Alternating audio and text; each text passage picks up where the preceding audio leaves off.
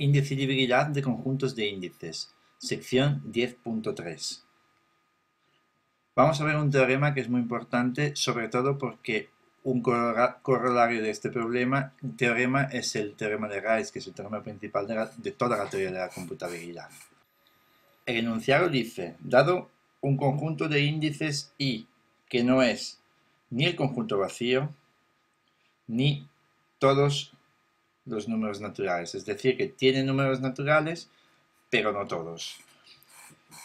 Entonces, dado este conjunto, pasa una de estas dos cosas. O que el conjunto K, que ya conocemos, se reduce a través de las funciones recursivas al conjunto I mismo, o a su complementario.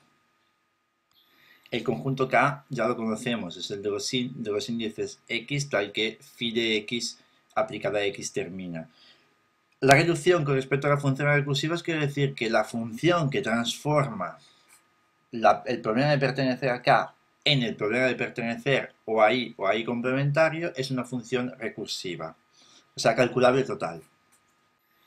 Esto tiene sentido que sean calculables totales las funciones de rec, porque al final lo que nos interesa es saber si I o I complementarios son o no recursivos. Entonces, por eso, por lo que decimos cuando hablamos de la reducción, es importante que las funciones de transformación no sean demasiado difíciles con respecto a las dificultades que estamos estudiando.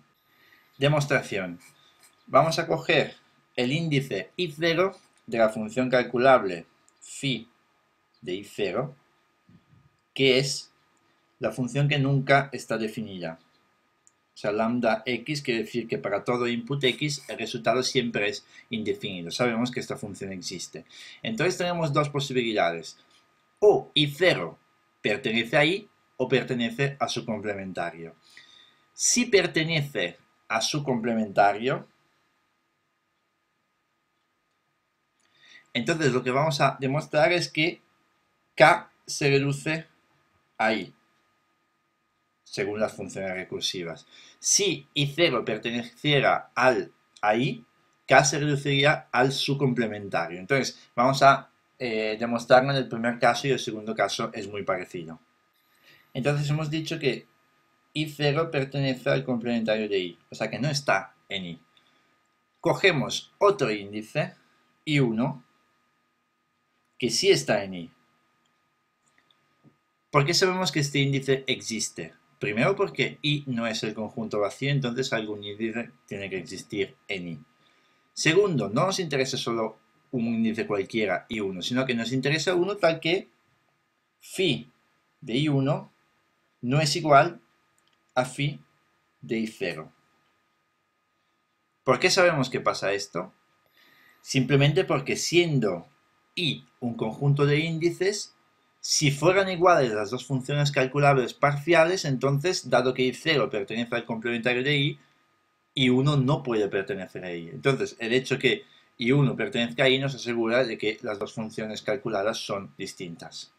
Entonces, usando el teorema del parámetro, como ya hemos hecho otras veces, vamos a definir una función phi con índice f de x, donde x sabemos que nos viene del teorema del parámetro, y que toma un argumento i. ¿Cómo se define esta función? Es igual a phi de i1 con índice i1 aplicada a i si x pertenece a k. Y si no, es indefinida. Pero indefinida en este caso es igual a phi de i0 aplicada a i, porque sabemos que phi de i0 es la función que es indefinida siempre. ¿Qué obtenemos con esto?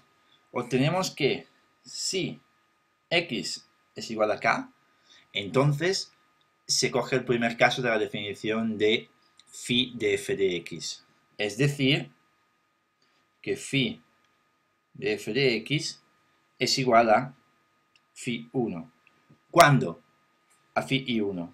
¿Cuándo? Siempre, porque el juego que nos permite hacer el teorema del parámetro es que básicamente podemos decidir que el primer caso, dependiendo de x, dependiendo del índice de f de x, se coja siempre el primer caso de la definición o siempre el segundo. Esto es importantísimo. Entonces, en este caso funciona así, que si x pertenece a K, entonces phi de f de x es igual a phi de I1, entonces, por lo que hemos dicho antes, que f de x pertenece a I. ¿Por qué? Porque si las dos funciones son iguales y es un conjunto de índices, entonces también el segundo índice tiene que estar en el conjunto I.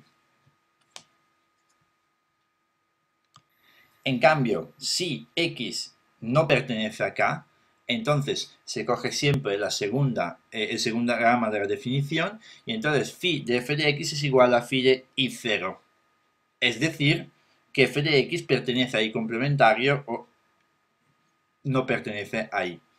Entonces, ¿qué ha pasado? Que si vamos a analizar las dos últimas cosas que hemos visto, que si x pertenece a K, entonces f de x pertenece a I, y si x no pertenece a K, entonces f de x no pertenece a I, hemos visto que esta f es la función de transformación entre problemas que hemos visto cuando hemos hablado de reducción. Es decir, la f convierte el problema de pertenecer a K en el problema de pertenecer a I. Es decir, que acabamos de demostrar que K se reduce a I. ¿Con qué clase de funciones? Porque podemos decir que rec, la recursiva, las calculables totales. ¿Por qué? Porque esta f, nos lo dice el teorema del parámetro, es una función calculable total. Y aquí termina la demostración.